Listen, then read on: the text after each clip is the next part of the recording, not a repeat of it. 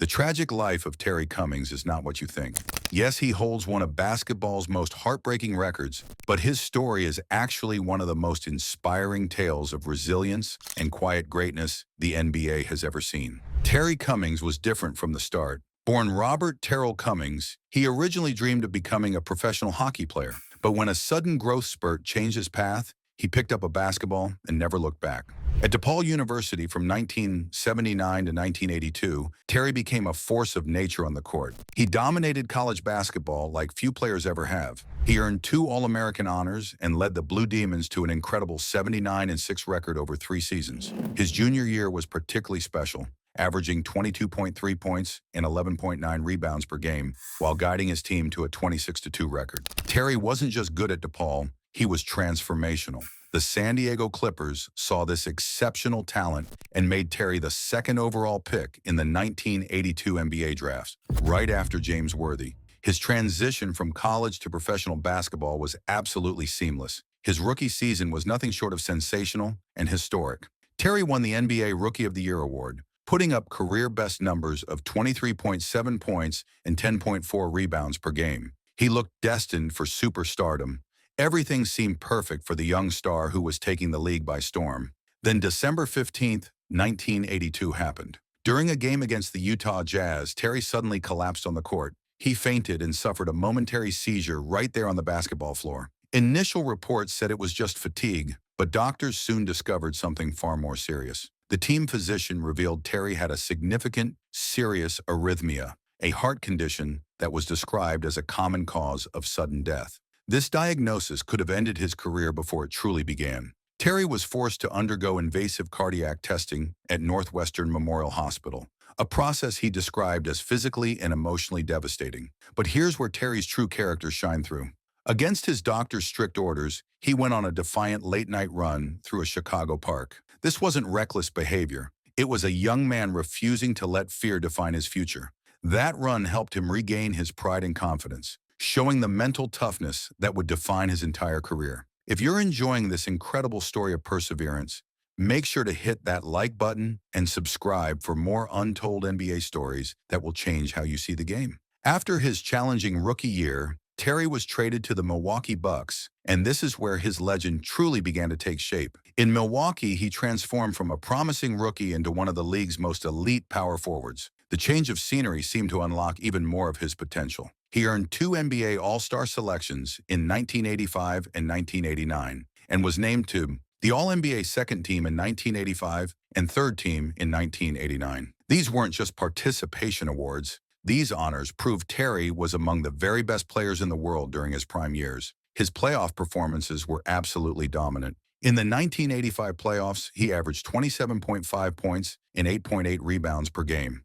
A year later, he led his team against the Philadelphia 76ers, averaging 21.6 points and 9.9 rebounds, even scoring 27 points in a crucial Game 7 victory while playing through a dislocated finger. But here's where Terry's story takes an interesting turn.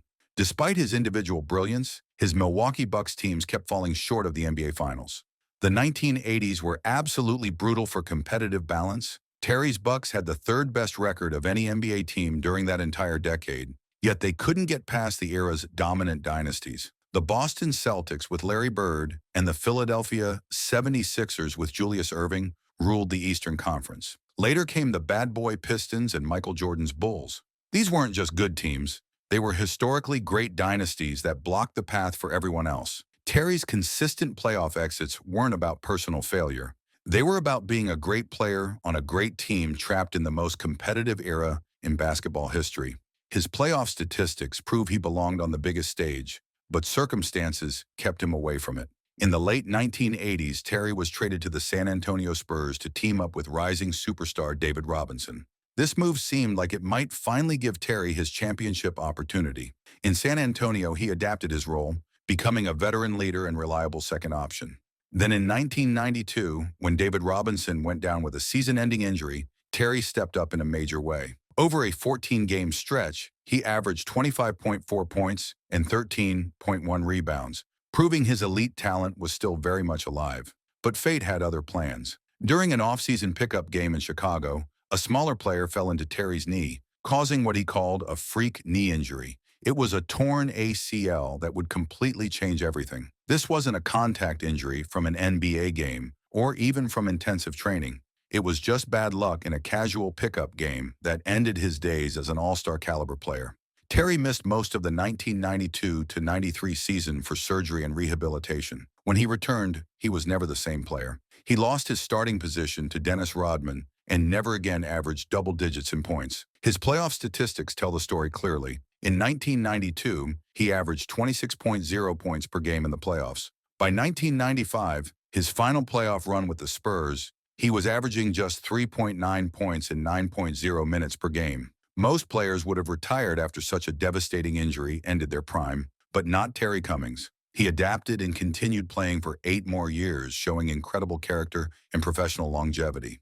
He became a valued bench contributor, using his experience and basketball IQ to help younger players and contribute to winning cultures.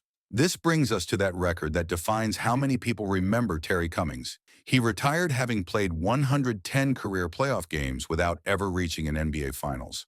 At the time, this was the most in NBA history. But here's the crucial context that changes everything about this record. You cannot play 110 playoff games without being a vital part of consistently excellent teams. This record isn't about failure. It's proof of sustained excellence and incredible durability. More importantly, Terry's record has since been surpassed. Karl Malone played 193 playoff games without a championship. James Harden has played 173 without reaching the finals. Al Horford reached the finals only after playing 141 playoff games. Terry's 110 games, when viewed in proper historical perspective, represent something beautiful. They show a player who consistently elevated his teams to championship contention in the most competitive era of basketball history. What makes Terry's story even more remarkable is everything he accomplished beyond basketball throughout his entire career. He has been an ordained Pentecostal minister since 1977, meaning his spiritual calling actually predated his NBA career by several years.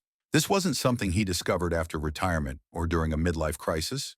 Faith guided his entire journey from the very beginning, shaping who he was both on and off the court. Throughout his playing career and beyond, Terry committed himself to meaningful community service that made real differences in people's lives. He supported the Sojourner Truth Home for battered women in Milwaukee and worked with various charitable organizations in San Antonio. He organized youth basketball camps and personally led mentorship outings, taking kids from housing projects on educational sightseeing tours that opened their minds to new possibilities. Today, as senior pastor and founder of Hope Ageneto Ministries in Atlanta, he continues this important work, leading monthly outreach programs that provide food for up to 60 families who depend on his support.